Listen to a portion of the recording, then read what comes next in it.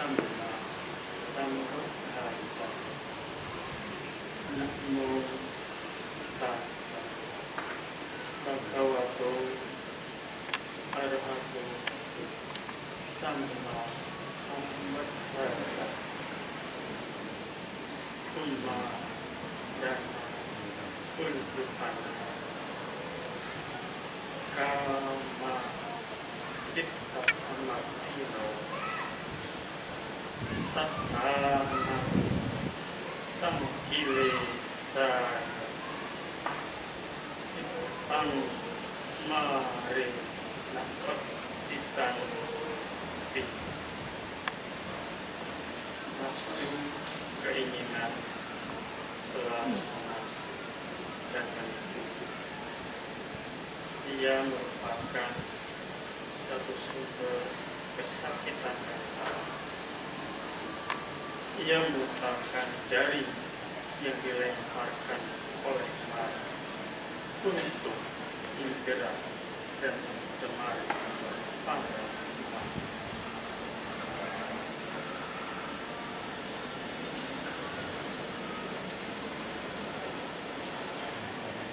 Dengan pejabat para panditan pasangan pasikan. Bapak Ibu, saudara-saudari berbahagia. Malam hari sejuk ini kita berkumpul bersama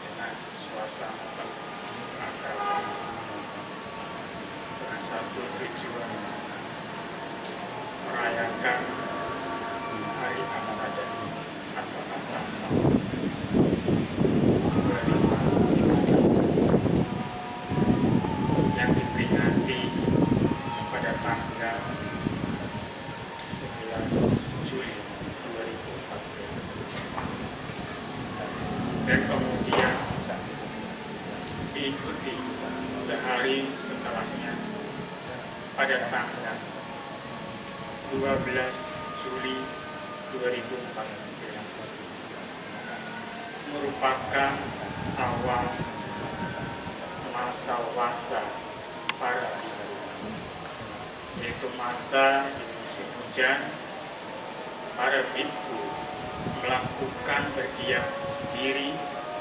untuk melatih dan membina dirinya selama 3 bulan. Hari Asaha diperingati 2 bulan setelah Hari Raya Waisak dan memperingati 3 peristiwa penting. Yang pertama, Guru Agung Buddha Gautama membabarkan Dhamma untuk pertama kalinya kepada 5 petapa Pancawakya, yang Arya Kodanya, yang Arya Badia, yang Arya Manam, yang Arya Wapada saja. Di Taman Rusa di sini, di Gadaya dekat kota Varanasi pada hari purnama Sini tahun 588 sebelum Masehi. Peristiwa yang kedua, terbentuknya Sangha Guru Agung Buddha beserta dengan Pancawakya membentuk Arya Sangha. Dan yang ketiga, lengkaplah Wiratana, Buddha Ratana, Dhamma Ratana, dan Sangha Ratana. Sehingga Hari Asada juga dikenal sebagai hari lahir Wiratana. Bapak Ibu, saudara-saudari yang berbahagia, ketiga peristiwa penting itu memiliki nilai-nilai kebenaran yang sangat dihormati dan diyakini umat. Nilai pengorbanan, nilai kebijaksanaan, dan nilai kesempurnaan. yang semuanya sudah dilakukan dan diajarkan guru, sehingga terkenal ungkapan ia tawadi tata kari, ia tadari tata kari, yang artinya beliau Guru Agung Buddha mengajarkan apa yang telah dilaksanakan dan melaksanakan apa yang diajarkan.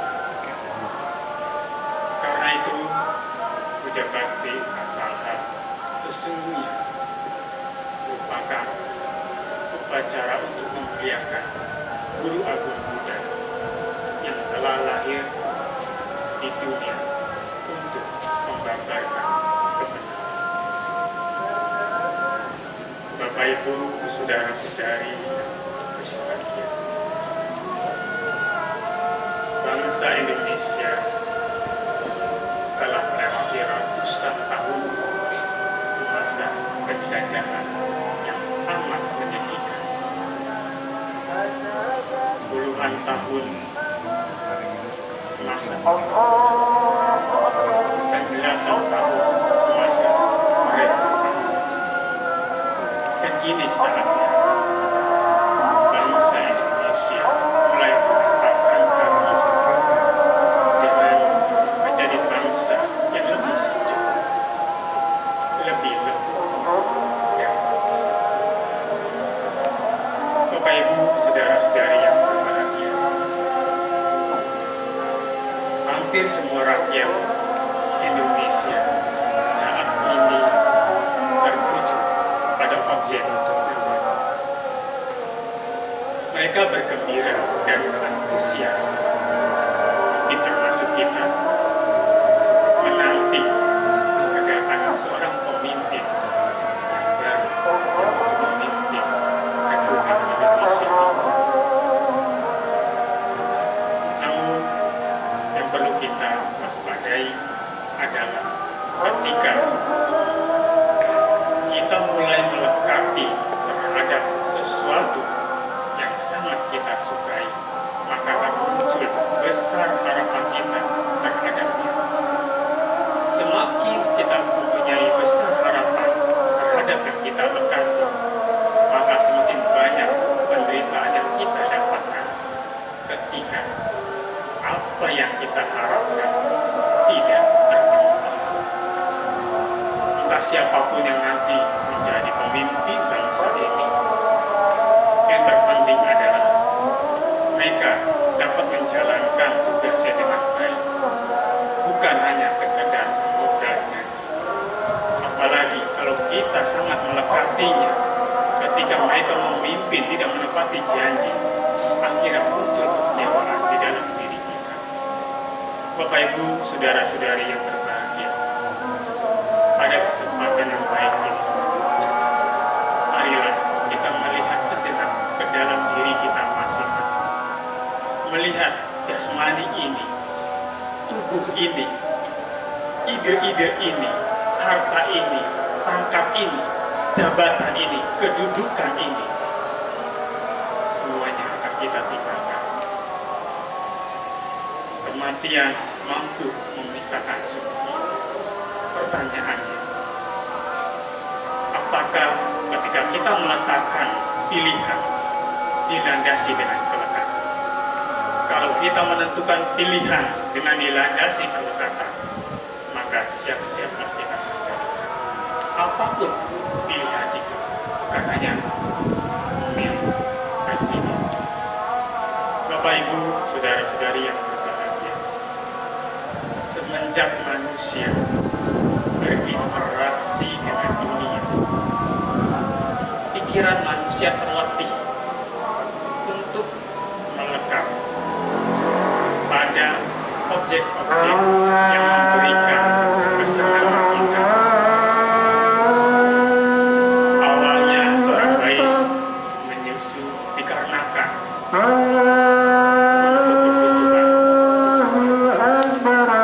seiring dengan waktu muncul kesenangan dan kemelekatan. Ia yang menyusu yang sekadar untuk memenuhi kebutuhan tubuhnya ini,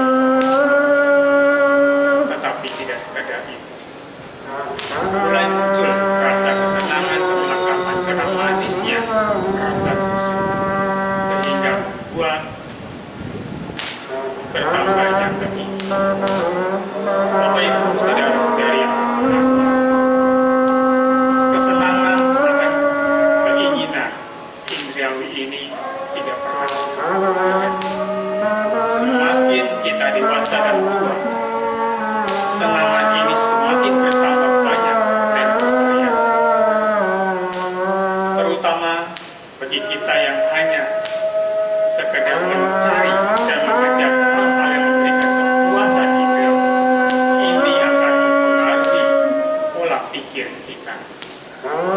Kesenangan indrawi akan ditempatkan sebagai faktor yang terpenting dalam memberikan kebahagiaan sejati. Akibatnya yang tampak saat ini adalah banyak produk-produk yang mengiklankan atau bahkan film-film yang ditayangkan hanya berputar pada penguasa indrawi. Akhirnya yang terjadi adalah penderitaan yang kita Bapak Ibu Saudara-saudari yang berbahagia. Akibat yang muncul dengan cara pandang seperti ini, maka kita akan menolak hal-hal yang menghindari kekuasaan indrawi dan bahkan kita memblacklistnya. Guru-guru dalam hidup dunia ini mendobrak kebiasaan lama kita yang telah mendarah daging. Beliau mengatakan, justru dengan melihat penderitaan itu adalah sarana untuk melatih pikiran. Di dalam khotbah pertamanya, untuk pertama kalinya beliau pun menyampaikan Dukkha Arya Satyam Parinyaya, yang artinya kebenaran Arya tentang penderitaan harus dimengerti secara sempurna. Pernyataan penuh makna ini secara singkat merupakan implikasi bahwa penderitaan adalah fenomena yang tidak seharusnya dianggap sesuatu yang buruk. Penderitaan tidak perlu dihindari. Sebaliknya, penderitaan harus dihadapi dan dilihat dengan jelas oleh diri kita sendiri. Perumpamaan yang sederhana, Bapak Ibu Saudara sekalian, ketika kaki kita tertusuk duri, maka akan terasa sakit. Apalagi pada saat kita berjalan. Namun kalau kita mau melihat dan berhenti sejenak dan mencabut duri yang ada di kaki kita, maka rasa nyeri itu pun akan hilang. Demikian halnya pada dasarnya manusia dunia ini makin lama makin terus mengembangkan keserakahan nafsu indrawinya. Yang terjadi muncul penolakan terhadap hal-hal yang tidak disenangi dan melekat terhadap hal-hal yang disenangi. Bapak, Ibu, Saudara-saudari yang berbahagia, pada saat bulan purnama, bulan itu menampakkan cahaya yang terang. Kalau diumpamakan secara sederhana, batin kita pada saat bulan purnama itu sedang berduka. Cirinya apa? Cirinya kita tidak pernah berterima kasih. Kita tidak pernah mau menerima apa adanya. Ingin ini, ingin itu, dan selalu membandingkan diri kita dengan orang lain. Akhirnya kita mencari penutupnya kepada orang lain. Apa yang kita dapatkan? Kekecewaan. Contoh, seorang wanita putus dengan pasangan. Dia pergi menghindari masalahnya itu ke tempat-tempat yang tidak patut. Tapi apa yang terjadi? Bukan solusi yang didapatkan, tetapi bisa jadi masalah baru yang didapatkan.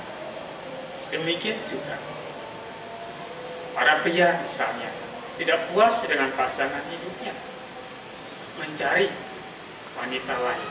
Apa yang terjadi? AIDS, HIV, dan meninggal dunia. Ini adalah konsekuensi yang harus kita terima kalau kita tidak mencoba mengendalikan diri kita. Bapak Ibu saudara-saudari yang berbahagia, di dalam khotbahnya pula Guru Agung Buddha menyampaikan 4 cara dalam memahami kehidupan kita. Yang pertama, beliau memberi petunjuk agar kita menghindari 2 hal ekstrim, mengumbar nafsu dan juga menyiksa diri. Yang kedua, menggunakan jalan tengah, majjhima patipanya, yakni memperhatikan keseimbangan yang memberi ketentraman dan pandangan baru. Yang ketiga, memahami kebenaran arti, memahami duka, sumber duka, terhentinya duka, dan jalan terhentinya duka. Dan yang keempat, memahami prinsip jalan tengah yang disebut juga jalan Arya Surga. Bapak Ibu, saudara-saudari yang berbahagia, kalau dirumuskan, penderitaan itu sama dengan rasa sakit dikali penolakan. Semakin besar kita melakukan penolakan, maka semakin besar rasa sakit dan penderitaan kita. Lalu bagaimana caranya? Caranya kita harus menyeimbangkan penolakan. Menolak. Dengan cara apa? Bermeditasi. Itu adalah cara menutup luka yang ada di dalam batin kita. Berbicara meditasi, Guru Agung Buddha pernah memberi nasihat kepada Bante Rahula. Rahula, kembangkanlah meditasi seperti halnya tanah. Karena dengan mengembangkan meditasi seperti halnya tanah, maka tidak akan terpengaruh oleh kondisi apapun. Walaupun ada orang yang membuang kotoran, ludah, air seni, barang yang bagus sekali, tanah tidak pernah membenci dan tidak pernah menerima, dan juga tidak pernah menjijik. Demikian halnya dalam bermeditasi, kembangkanlah seperti halnya tanah. Inilah yang akan membuat kemajuan di dalam diri. Di dalam Mahasacaka Sutta, Bapak Ibu Saudara sekalian, dijelaskan bahwa di dalam menerima rasa sakit jasmani ini, kita harus bisa menerima sebagaimana adanya. Seperti nasihat Guru Agung Buddha kepada anak Kapikula, bahwa jasmani ini boleh sakit, tapi batin tidak boleh sakit. Ini sebuah proses renungan untuk kita semua, bahwa sesungguhnya sesuatu yang tidak baik bisa dijadikan latihan mental kita, latihan pikiran kita. Bapak Ibu saudara-saudari yang berbahagia, selanjutnya juga di dalam Sabbasawa Sutta dijelaskan bagaimana cara kita melenyapkan kekotoran hati dengan cara abhiwasana atabasawa, artinya melenyapkan kekotoran batin atau penderitaan ini dengan cara bertahan. Maksudnya kita diajarkan untuk bertahan dalam menerima kondisi apapun, kondisi dingin, panas, haus, lapar, kontak dengan lalat, nyamuk, angin, matahari. Kita mampu bertahan dengan kata-kata kasar, kata-kata yang tidak manis.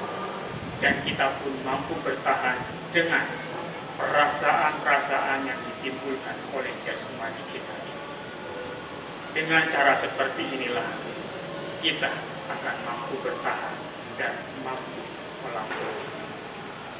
Bapak, Ibu, Saudara-saudari yang berbahagia, berbicara meditasi, kita sering mendengar meditasi pengembangan batin, citta bawana. Tetapi cara kita mendengar meditasi pengembangan pengembangan jasmani atau kaya keuangan. Guru Agung Buddha menjelaskan bahwa kedua hal ini harus dipraktikkan secara bersamaan. Karena pengembangan secara jasmani ini masih meliputi pengembangan batin. Dengan cara seperti inilah kita bisa menjaga kondisi walaupun sangat menyakitkan, walaupun sulit sekali. Coba kita perhatikan Bapak Ibu Saudara sekalian. Kalau kita mengalami masalah yang betul-betul tidak pernah berhenti, cenderungan kita semakin lama semakin terakhir mencari solusinya dibandingkan mereka yang tidak pernah mendapatkan masalah. Disinilah kita menyikapi bagaimana penderitaan hadir kepada diri kita untuk mendewasakan diri, untuk mematangkan diri kita. Bukan sebaliknya, penderitaan hadir justru membuat kita jatuh bahkan patah semangat. Banyak cerita-cerita seperti Kemal Chodron sebagai bikuni di Tibet. Beliau 10 tahun yang lalu lebih begitu frustasi dalam hidupnya karena harus bercerai dengan suami. Tetapi bagaimana cara beliau menyikapi penderitaan? Beliau menjadi seorang yang matang. Beliau menjadi guru meditasi yang luar biasa. Oleh karena itu, Bapak Ibu Saudara-saudara, berterima kasihlah dengan penderitaan yang datang. Itu boleh ya mengembangkan pikiran kita. Hati-hati dalam terjemahkan pada seseorang. Yang dimaksudkan di sini adalah bahwa tidak semua pikiran-pikiran negatif itu membawa keburukan, Bapak Ibu. Pikiran negatif bisa membawa kemajuan dalam batin kita. Tergantung bagaimana kita menyikapi di dalam kehidupan kita sehari-hari. Bapak Ibu, saudara-saudari yang berbahagia, sekali lagi Guru Agung Buddha mengingatkan, hati-hati dengan apa yang kita hadapi. Hati-hati dengan nafsu keinginan. Semakin kita mengumbar nafsu keinginan, maka kita semakin dikendalikan oleh mereka. Oleh karena itu, marilah kita bersama-sama selalu menjaga pikiran kita dengan jernih, ucapan kita yang baik, dan tindakan kita yang baik untuk bisa menjalani hidup yang lebih baik lagi. Dengan kita bisa mengendapkan rasa tamak, maka secara alami kebahagiaan pun akan hadir pada kita. Bapak Ibu, saudara-saudari yang berbahagia, dengan kesempatan yang baik ini kita diingatkan kembali bahwa khotbah pertama beliau yang dikenal dengan Dhamma Cakkappawala Sutta memberikan cara pandang yang baru, cara pandang yang tidak biasa dibandingkan dengan ajaran-ajaran yang lain. Kita di sini diajarkan untuk belajar menghadapi penderitaan dan lihat penderitaan itu dengan jelas. Karena apa yang kita genggam akan berlalu. Apa yang kita tidak suka pun akan berlalu. Bapak Ibu saudara-saudari yang berbahagia, satu ciri kehidupan modern adalah restless, tidak pernah istirahat, selalu sibuk kesana kesini, bahkan saking sibuknya terbukti dengan angka bunuh diri yang meningkat. Penghuni rumah sakit jiwa juga mulai banyak konflik, perceraian, dan lain sebagainya. Nah, saatnya lah luangkan sedikit waktu kita untuk berhenti sejenak.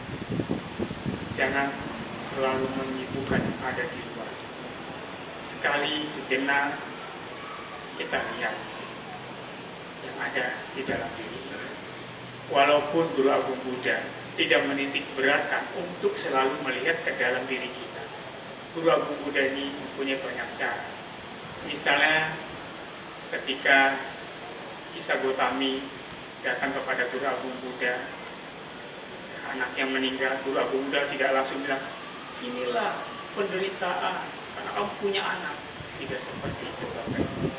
Tapi beliau begitu mempunyai cara yang indah, cara yang elegan, cara yang bisa diterima oleh siapapun. Kisah Gotami diminta untuk mencari Cilada, mana orang yang ditunggunya itu belum pernah ada sanak keluarganya yang meninggal. Ini adalah cara yang sangat indah sekali. Demikian juga pada saat kita menghadapi masalah-masalah, sebisa mungkin kita menggunakan cara-cara yang indah. Tetapi ada juga Bapak Ibu, seorang guru mendidik muridnya begitu keras sampai muridnya tidak tahan. Lalu ditanya, mengapa guru mendidik murid Anda begitu keras sekali sehingga mengeluarkan kata-kata yang begitu menyakitkan bagi murid Anda? Murid itu menjawab sederhana, karena saya melihat kekotoran batinnya ganas sekali. Dengan cara saya marah namun bijaksana, muridnya mampu mengendapkan kekotoran batin. Artinya di sini kita butuh ketegasan, kesabaran, ketabahan bisa muncul pada saat kita diuji dengan penderitaan. Kalau setiap hari Bapak Ibu kita hanya dicekoki dengan kesenangan indera, batin kita ini tidak terlihat sejauh mana kita berjalan, meningkat atau tidak meningkat. Inilah sesungguhnya kalau kita mau melihat dengan seksama, dengan jelas bahwa penderitaan atau pengalaman-pengalaman pahit bisa dijadikan sesuatu yang berharga dan bernilai. Seperti sebuah gedung yang dibangun dari tumpukan batu yang tidak berguna awal. Tetapi ketika batu itu disusun dengan rapi menjadi sebuah gedung. Kalau di sini kita melihat stupa dan sebuah wihara yang begitu indah dan megah. Itu dimulai dari hal-hal yang kecil. Bapak, Ibu, Saudara-saudari yang berbahagia, sebelum saya akhiri uraian dhamma yang singkat ini, saya mengajak kesempatan yang baik ini. Marilah perayaan Asara Puja ini kita jadikan resolusi untuk mempraktikkan dhamma di dalam kehidupan sehari-hari. Bukan hanya kita untuk mengumpulkan teori yang baik, yang bagus, tetapi bagaimana kita mampu mempraktikannya walaupun sedikit demi sedikit. Kita tidak perlu membanding-bandingkan diri kita dengan orang lain. Wah, dia sudah baik, pakai meditasi sudah bagus. Bapak Ibu, hati-hati dengan proses pencapaian meditasi. Banyak orang yang berpikir kalau kita berhasil dalam bermeditasi itu harus selalu mencapai ketenangan. Padahal Guru Agung Buddha tidak mengajarkan meditasi seperti itu. Praktik Buddhis mengajarkan, lihatlah fenomena yang baik dan fenomena yang tidak baik. Kalau kita hanya berkutat kepada kesenangan di dalam bermeditasi, ketenangan, itu tidak sesuai dengan ajaran Guru Agung Buddha. Justru Bapak Ibu, pada saat muncul emosi, langsung guru kita berkata, ini siapa? Di dalam diri kita sendiri. Apalagi kalau Bapak Ibu punya karyawan yang bopar, bodohnya parah, dia perlu emosi, langsung katakan di dalam batin kita masing-masing. Ya, inilah proses latihan, bukan untuk memproduksi kejengkelan. Mereka yang kita anggap bodoh itu hadir di dunia ini bukan untuk memproduksi kejengkelan, tetapi sebaliknya bagi seorang pimpinan atasan adalah ini kesempatan terus mengembangkan welas asih sepanjang hari. Bukan hanya hari ini saja, sepanjang hari, setiap detik. Inilah bunganya kita melihat hal yang tidak baik. Jadi meditasi itu bukan harus yang tenang, ya, yang masuk pijana dan sebagainya itu. Tetapi ketika muncul kekecewaan, mungkin nanti pada tanggal 22 Juli banyak yang kecewa, misalnya harus siap-siap. Kita harus siap menerima kemenangan, harus siap menerima kekalahan, harus siap menerima perpisahan, dan juga harus siap menerima kematian. Inilah pesan yang disampaikan oleh Guru Agung Buddha pada saat beliau menyampaikan babaran damai itu pertama kali. Demikian Bapak Ibu, saudara-saudari yang berbahagia, semoga uraian singkat ini memberikan manfaat bagi kita semua. Renungkan dan praktikanlah di dalam kehidupan sehari-hari. Semoga kita semua memperoleh manfaat melepas keegoan kita, melepas hawa nafsu kita. Hawa nafsu ini pandai sekali menghasut, pandai sekali menipu. Inilah satu sumber kekotoran batin kita yang kita katakan sakit mental, di mana jaring laba-laba dari mara ini menjerat kita, dan akhirnya kita tertipu dan masuk berada di dalam. Nanti selesai ini kita akan melakukan pada kita. Ini pun ada suatu renungan. Kita memutari stupa ini satu lingkaran penuh. Ini nanti 3 kali. Dan biasanya kita membawa pelita atau ini.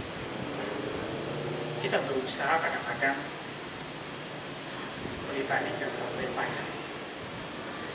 Bapak Ibu saudara-saudari, pelita yang di luar bisa menyala, memang mengindahkan dunia, tapi perlu diingat, pelita hati ini harus terus diterangi, walaupun kecil.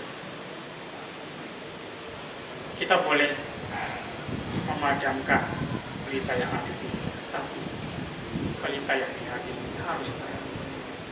Dan nanti pada saat kita beradakin atau berdaksikan, itu suatu renungan bahwa kita sedang mengitari lingkaran samsara. Dan kita harus bertekad Bapak Ibu untuk segera memutuskan lingkaran samsara ini. Karena begitu amat sangat menyedihkan, begitu amat sangat mengecewakan, dan begitu sangat membuat kita marah. Terima kasih atas perhatiannya. Saya akhiri. Sabdi Sabda Bawantu Sukitata. Semoga semua makhluk hidup berbahagia.